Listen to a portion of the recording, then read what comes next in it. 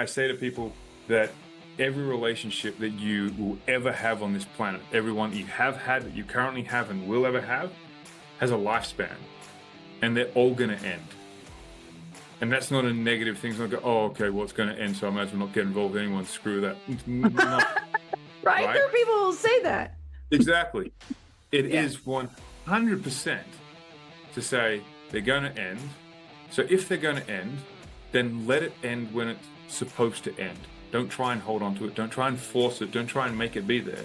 And if it's right to continue, then it's right to continue, because people are interesting creatures. That's why I do love coaching. Welcome to the Super Clinic Project Podcast, where we take regular clinic owners and turn them into cash-based multimillionaire entrepreneurs. Warning, if you're a doctor who listens to this podcast regularly, you will make millions of dollars. Do not listen to this podcast unless you want to be a successful clinic owner who helps thousands of patients achieve their health goals and adds more money than you can imagine to your bank account. You've been warned. Welcome to the Super Clinic Project Podcast, where we take regular clinic owners and we turn them into super clinic owners.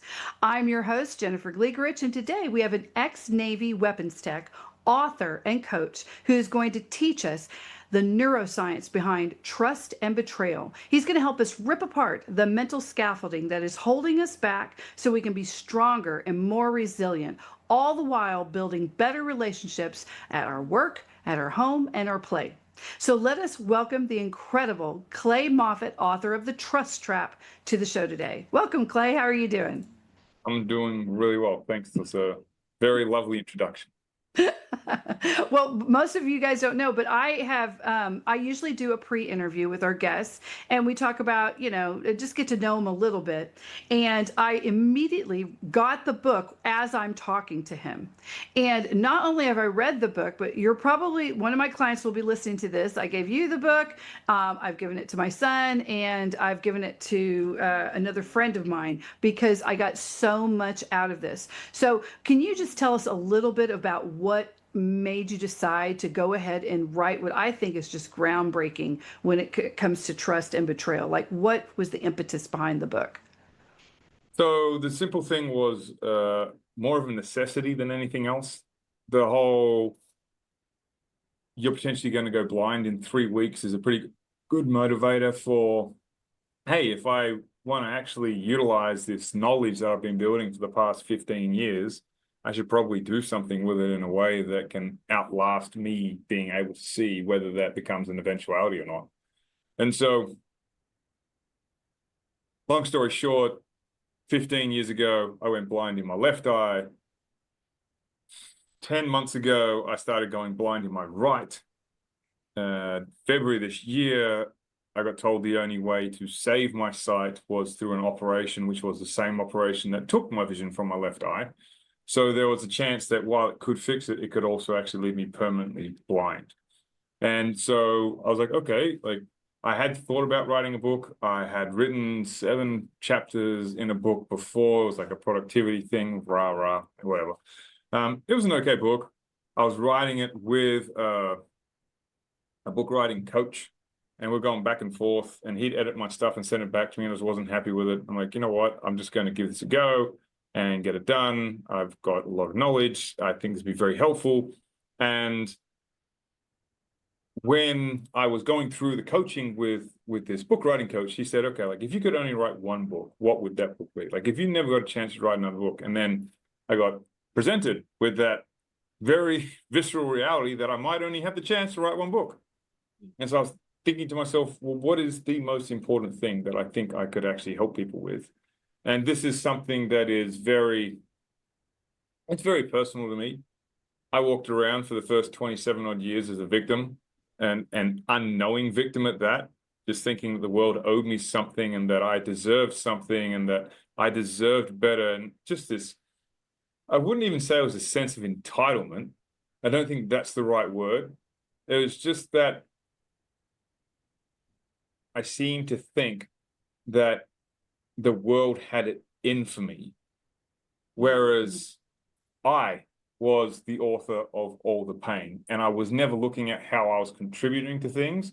I was only looking at the end result and then seeing how all these external factors cause this end result that left me to be there, and never admitting that I have to be involved in this equation somehow. This doesn't happen external of me. It has to be this interaction. And so when I started to notice a trend with the majority of my clients, and with, I would say, the majority of human beings on the planet, because everyone has experienced some kind of backstabbing, blindsidedness, betrayal, whatever you want to call it. Everyone has been shafted at least once in their life, or feels like they were. And that's a debilitating feeling, especially when it happens repeatedly, and especially when you feel powerless to be able to do anything about it. And so I thought the most empowering thing I can do is to write a book that smashes that frame to bits and gives someone a totally new frame in which they can actually completely restore their own power. And what I found was interesting. So the reason that I have him here for you guys here on Super Clinic that are listening is because, well, I work with a lot of you, and that's my job. And I've noticed the same thing that Clay is saying, that we get into these patterns, and a lot of times it's in a business. So I'm just going to talk about in the business sense, but it's obviously very personal. But, things that break down, staff. Right? You feel blindsided when they quit, or partners that betray you in business, and different things that happen. And unfortunately, when you're in crisis intervention, especially before, I started working with Brand Lab and people, I did crisis intervention, and betrayal was a big theme that happened with owners that would need someone like me to come in and help them fix things, right? And so in reading this and realizing that it's not that people don't see the red flags, or that they're being ridiculous by quote unquote ignoring the red flags. There's this entire neuroscience behind why our brain sets us up to discount what we're actually seeing in some ways is a protective mode. And that blew my mind. And it made it so much more easier for me to look at my own life and things that happened and to go, wow, you're right. I had a great quote, and it said, life is not happening to you. Life is happening for you. You have a tremendous amount of agency in your life to dictate the terms of that. And your book just illustrates that so perfectly, that even when things go really, really, really wrong, there is an ability, if you utilize the things that I read in the book, then it's not that you won't meet a predator or someone who's a bad person. It's just you'll be so much more aware ahead of time. You'll avoid it really just devastating you. And you'll be able to be much more resilient and have much more positive outcomes. I just thought that was so hopeful and so amazing. And I just loved it. Absolutely. The agency's there if you're willing to step up and take it. Yes, you have to be willing to do that. There's a lot of people that aren't, because I really hate saying it, but when you're walking around as a victim, you don't even realize that you're not taking agency. And you feel justified when you start blaming everyone else for your problems, because they're at fault now. So now you get all this righteousness, like you're on your little high horse, like, oh, well, yeah, that's your fault and you should have done this. And so it's But that makes it bad. It isn't like that, because I can tell you it is triggering to look back on your part of a failed relationship, or your part and to want to go, yes, but he cheated. He cheated. Why would he cheat? Just tell me you want to break up with me or something like that. If it's like that, or my partner stole all of our clients and took it somewhere else, broke a contract. I feel justified in this. Right? No one's saying that you were not wronged. I mean, you can still be wronged, but it's how you react to that wrong and what you did before that wrong that can help you, right? Wouldn't you have liked to have had a little fly on the wall, maybe, that would have said, hey, they're going to steal from you. And then you realize later that fly on the wall really always was there, but there were things Right. that you put in place that you weren't listening to the fly on the wall. The fly is always there, Yeah. always there. And the fly is always paying attention.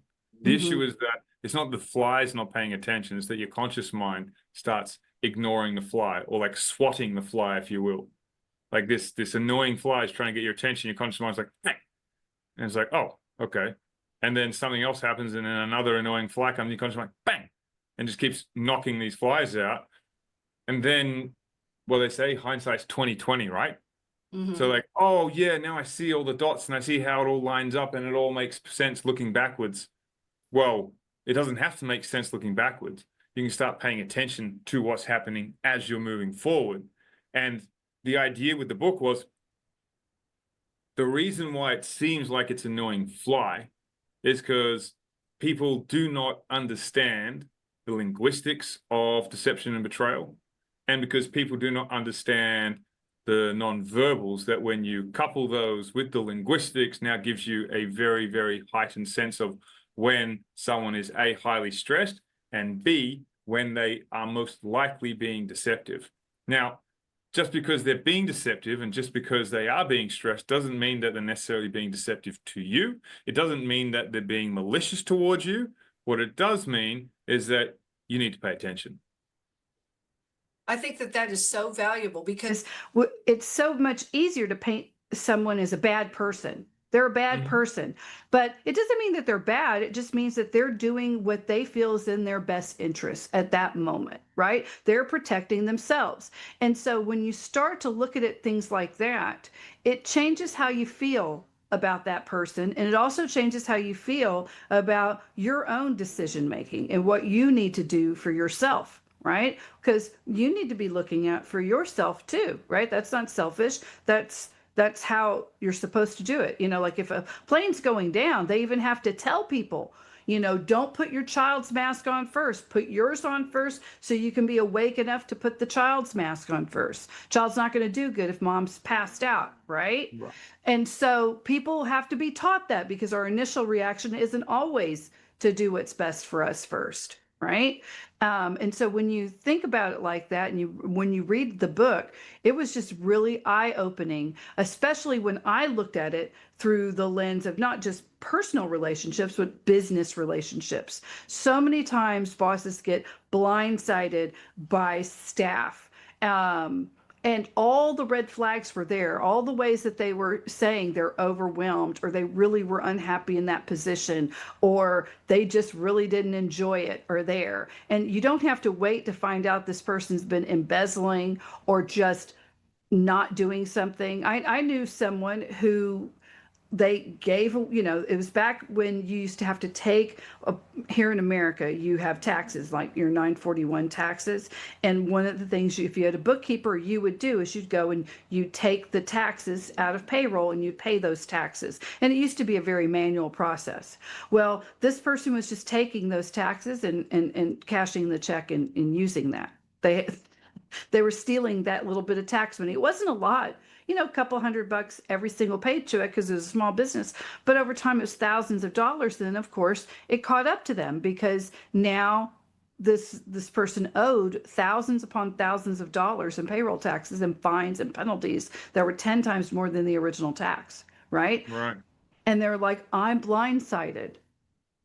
But yet the entire time, that behavior and the other staff noticing had all been there. I know this because I was in the clinic, you know, and it was just like, yep, it was always right there. You know, when you go and you interview different people, they all knew something was up, something was a little bit different. How could you afford that? You know, and you just discount everything that's there. So that never needed to have occurred in the first place. Absolutely. Yeah. Nothing that needs to occur in the first place. Now, that's not to say that you'll build yourself into an absolutely bulletproof machine that's never, ever going to get caught off guard again, because A, we're human beings, and B, what the book is attempting to convey and get you into the routine of is to pay attention, which is going against everything that evolution has taught us to do, because we want to conserve energy. And if we're always paying attention, then we're burning energy all the time, which means the brain's working in overdrive and it doesn't want to work in overdrive. So you have this like mishmash. And people were saying, well, you're trying to push that. No. What I'm trying to push is this. When you spot a red flag, that is when you start paying attention. You don't just go and ignore it. So it doesn't mean you need to pay attention all the time. I mean, ideally, that'd be great. But that sort of hypervigilance is exhausting. Exactly. It's draining, and Yeah. you'll run yourself into the ground. Mhm. So, I mean, you can go down that path if you want, but you're going to work your system. It's going to be way too stressful. Your cortisol, your norepinephrine, epinephrine levels are going to be growing through the roof. You're going to be running yourself into the ground. I don't recommend that. What I Yeah, and do also too, you won't be very trusting, and you're not going to be an enjoyable person. You have to trust, right? You're Uh, not telling people not to it's- trust anyone, it's- but No, it's not about that. It's not that yeah. you're not going to be trusting. So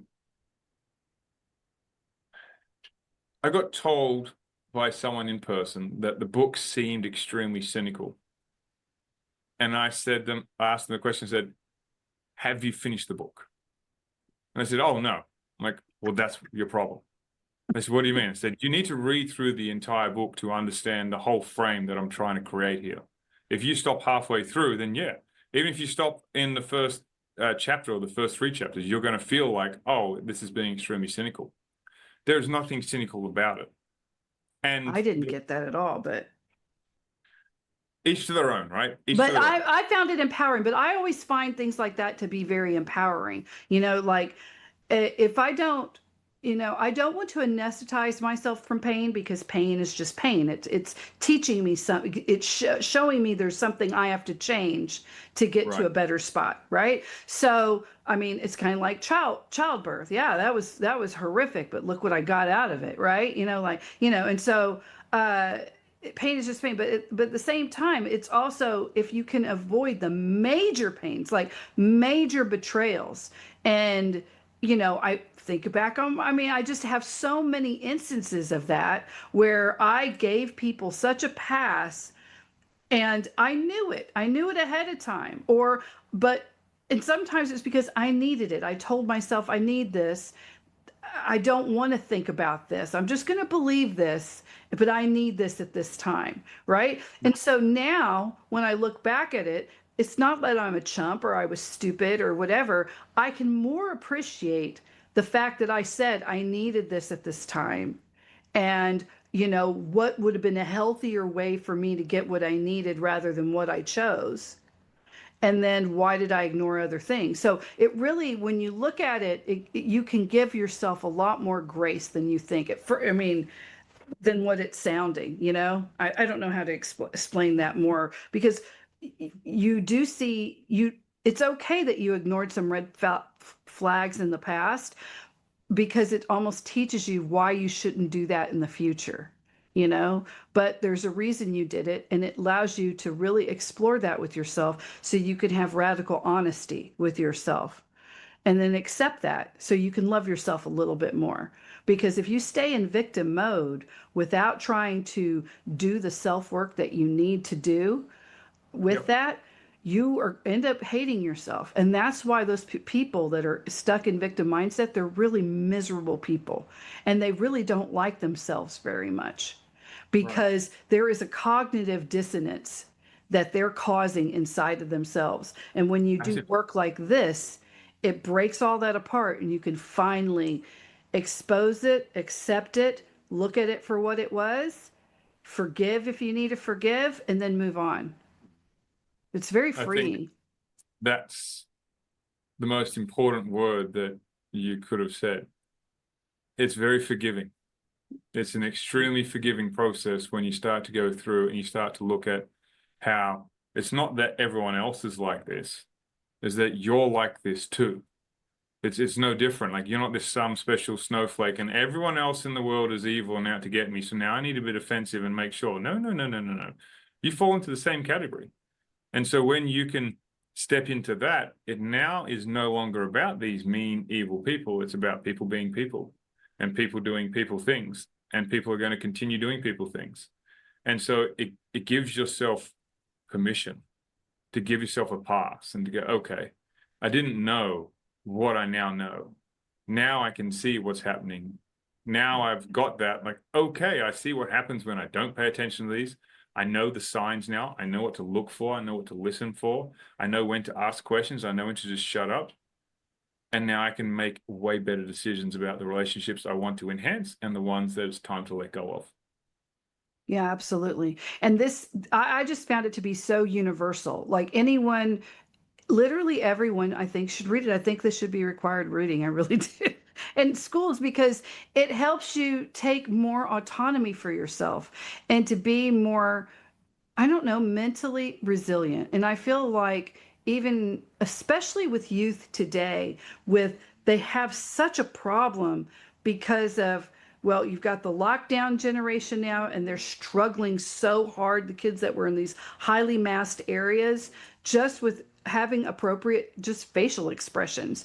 And so they are struggling with basic things. This is next level. You know, this is like master level, how to really win like at life, right? And so if we don't get things like that out to them and really teach them how that is, they're already so far behind. I think it's going to be disastrous if we don't get stuff like that out to them, like how not to be betrayed, how to be more honest with yourself and what you're seeing. Also, how to trust yourself more and your own gut and take responsibility for your feelings and what you want out of a relationship or life.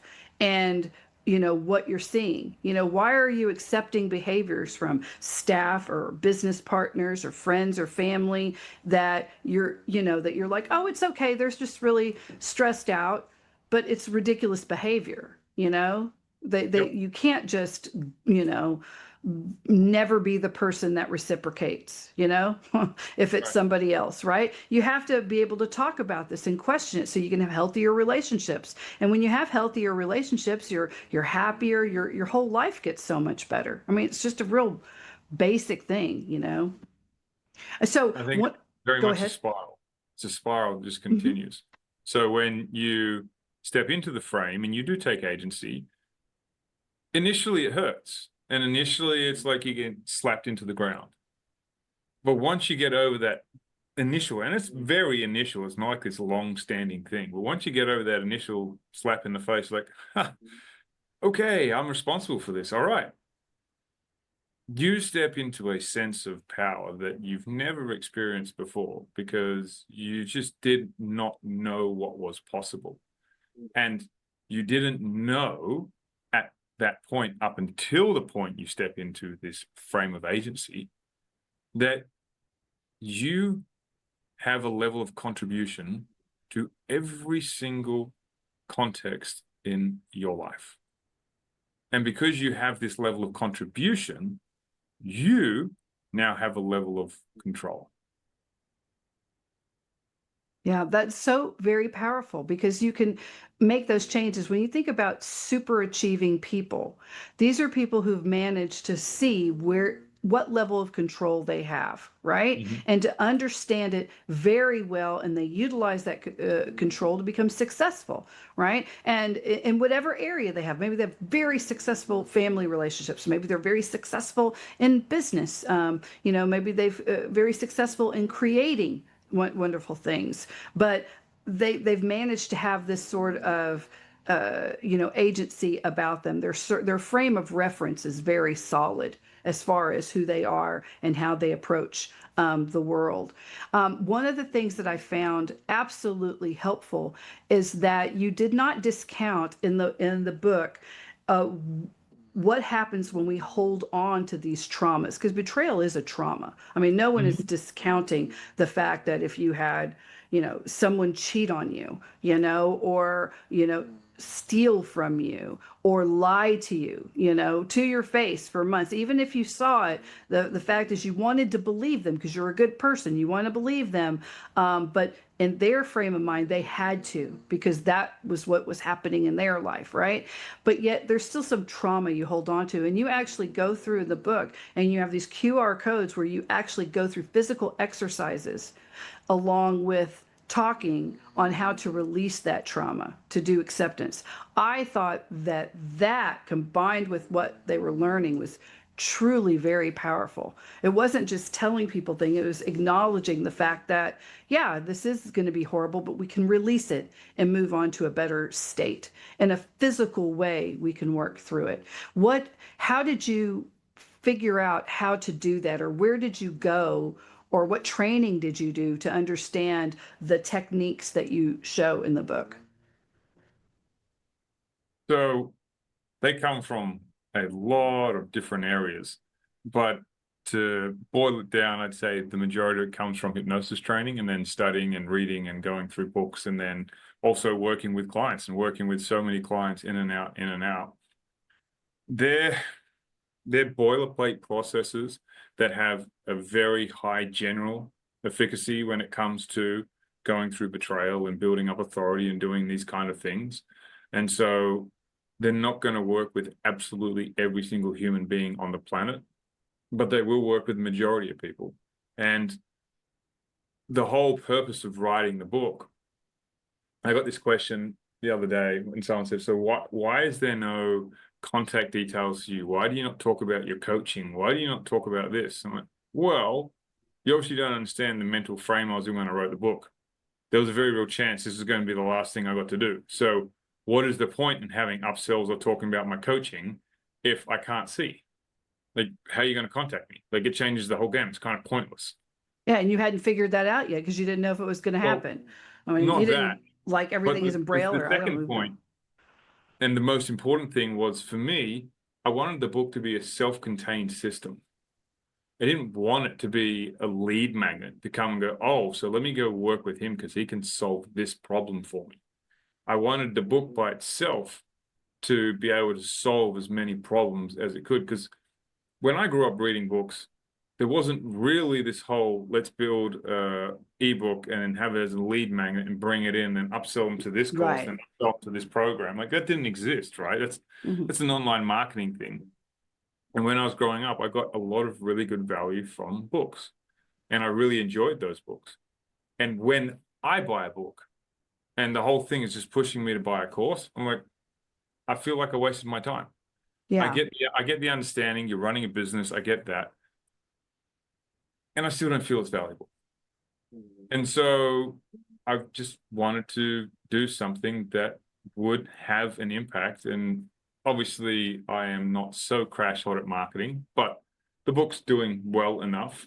And I'll continue pushing it as much as I can, because I, much like you, very much believe that this is something that has the capacity to transform millions of people, millions. And I say that from a very biased point of view, understandably, but very, very passionately, that I firmly believe it's 100% possible because of the feedback that I've got from it. So I think so too. And I think that when people think about, their trust issues, and that it's not that they have trust issues, it's like they just have pattern recognition problems. I think that's one of the things that you talk about. And people call it a gut feeling or, a bad experience.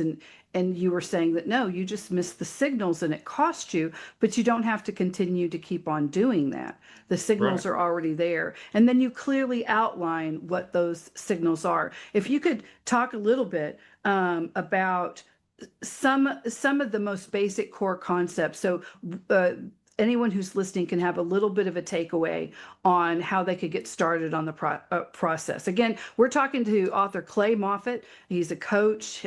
He's just an incredible person. And we're talking about his book, The Trust Trap, which I feel should be required reading for anyone who's going into business, much less dealing with people. But can you give them a little bit of a little synopsis before we go, because we got about a couple minutes left? Sure. So a synopsis of the entire book? No, just some takeaways of what they can do now if they feel like, hey, what can I do? I guess just noticing red flags first, I guess. Okay. I think this will probably be the most useful thing to kind of wind up on. And that is to outline the overall understanding of what the trust trap is, so that you can see whether you're in it. And then if you're in it, what you can do about it to get out of it. So the trust trap is like the perfect storm of evolution, if you believe in that, So evolutionary psychology and the nervous system developing over time and language. And all three have come together in English to create this perfect storm, which I have labeled as the trust trap. So what that means is simple. As we've grown through time, as we've evolved through time, food was not available everywhere. I'd say it's only in the last 50 years that we have had 24-hour stores. We could go and get food at any point in time, right? So food was not always there, readily available everywhere you go. And throughout the world, there are still places where it's not. Now, in the first world, we have that. So we have this mechanism inside that's driving us, that our brain wants to conserve energy. And to do that, it wants to learn everything as fast as it can and then turn it into an automatic program or a habit. And this also means when it comes to creating representations of people. So you meet someone and you meet them again, they now get put into the familiar or safe bracket. Now they get put into that bracket, they are now safe. We now no longer need to continuously pay attention when we're around that person in these contexts because we know this person, they're safe. We don't need to pay attention. The moment that happens, the moment that you feel safe around someone, and it's not a bad thing, so we're clear. I'm not saying don't feel safe around anyone, just to put it out there. What I'm saying is when that happens, you basically become the ultimate mark of social engineering. The people that always get scammed are the ones that say, I can never get scammed. The people that say, I'll never get betrayed are the ones that will get betrayed. The ones that say, I can always pick up betrayal are the ones that will typically miss the signs because they're so confident they can do it, they ignore the things that are actually happening. So when this happens, you will start to have deviations. And I don't define trust in the same way that everyone else does it. To me, it's not this fairy tale permanent thing that's a characteristic. To me, trust is very simple. It is a mutually beneficial outcome. Case in point, right now, we're having a conversation because you believe me talking with you is going to be beneficial for you and your audience. I'm here because I believe talking to you is going to be beneficial for me in getting the book out there and helping more people. Mutually beneficial. If you thought this was not going to be good for your audience, we would not be having this conversation. Right. Fair? Yes, absolutely. So I can trust that this is in your best interest, and you can trust that it's in my best interest, and we're going to do whatever we can to put on a great show for people listening so that they can get a great result. That's my version of trust. Now, when that stops being your best interest aligned with my best interest, I can trust that you're going to continue doing what's in your best interest, and that may mean that there's a separation of the direction that we're going. And that's what you're tracking. So when that separation starts happening, and it can happen for all kind of incentives and for all kind of reasons that you don't even know about with other people, you might start noticing changes in their behavior. Now, when they start noticing those changes in the behavior, instead of going, they'd never do that to me, that's not possible, I know them, that's the trust trap, you're looking at the mental image that you've created of them in your mind from 2 years ago, 10 years ago, 25 years ago, and that's what you're going off. You're not paying attention to the reality of what's happening now and tracking, okay, this happened. Okay, this happened. Okay, let me go have a conversation with them because I've noticed this and this and this. And then while having that conversation, you can now track their language and you can track their nonverbals. So now it's not just, oh, I'm dismissing something, oh, my gut's just making it up. Now you're getting real live data from the person about how they're dodging questions, they're not answering your questions, they're sidestepping this, and they're having a cluster of images that indicate high stress around you asking a very direct question. That now gives you the tools to get, there's something on here. We need to park this. We're not going to move forward until we've actually had a proper discussion. Yes. Yes. And just that alone is so beneficial. I think it's transformative because then you're not like, why are they lying to me? Or, you're not just putting yourself into this very powerless, like, why is this happening? Why won't they do this? Instead, you're like, well, things must have changed for them. Obviously, what they're going through something and they're making decisions for them, but that does not stop you from making the right decisions for you. And it can, and if the sooner you start to notice that, the more real big pain that you avoid completely. And The cool thing, everybody's, I think, is that it does that, and it does something even more amazing. And what it does is it allows you to start paying attention to them and communicate with them in a way that's not aggressive and not defensive. And you say, look, something's going on with you, something is shifting, and I'm noticing this, and this. So let's have a conversation about whether this is still a fit for us, because it's not looking like it is. And if it is still a fit, then you need to tell me what's going on so we can navigate it together. And if it's not a fit, that's okay. So it gives you that frame of reference, because now it's not about you. It's like, oh, they're screwing me over. Oh, they're stuffing me over. Oh, this is this thing. It's not about that. It's about there is no longer a fit in the journey that you were taking together. And so I say to people that every relationship that you will ever have on this planet, everyone that you have had, that you currently have and will ever have, has a lifespan. And they're all going to end. And that's not a negative thing. It's not go, oh, okay, well, it's going to end, so I might as well not get involved with anyone. Screw that. No, right? There are people who will say that. Exactly. It Yeah. is 100% to say they're going to end. So if they're going to end, then let it end when it's supposed to end. Don't try and hold on to it. Don't try and force it. Don't try and make it be there. And if it's right to continue, then it's right to continue, because people are interesting creatures. That's why I do love coaching, because they're so interesting, because they'll make this massive deal out of something that's in your head is like, what? Are you serious? Like, okay, like, no, we're cool. Let me help you. Oh man, I got you. No problem. Let me do this and this and that sort of. Oh man, I was so stressed about that. I've been thinking about it for it's crazy about how simple things can start to change when you go into the conversation with the intention of finding out how you can help the other person get what they want, because you realize it's nothing about you. You're not trying to backstab you or screw you over. Some people are. There are some people that do that, and I get that, and I embrace that. The majority of people who end up screwing you over, the staff member that leaves or quits, the husband or wife that cheats, the kids that do whatever they're going to do, because kids do that from time to time, they're not intentionally trying to screw you over. They're just doing what's right for them. And if you can figure out what's right for them, what's missing, then you can course correct much faster. Yeah, absolutely.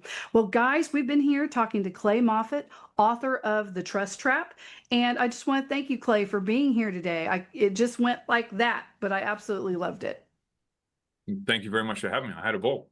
Okay, good. Well, guys, this is the end of Super Clinic Project Podcast. Just go to superclinicproject.com. Be sure to like, follow, and share. And if you want downloads, we're going to create a handout that goes along with us. Just go and click on our school. So if you go to superclinicproject.com, you can go to our free school, and you're going to get a lot of yummy downloads and freebies that go along with this episode. And be sure to give us a 5-star review. It's how we get world-class authors like Clay on our show. Thank you, guys, and have a Super Clinic week. You've been listening to the Super Clinic Project podcast. If you like what you hear, subscribe and stay tuned for further episodes of the Super Clinic Project podcast.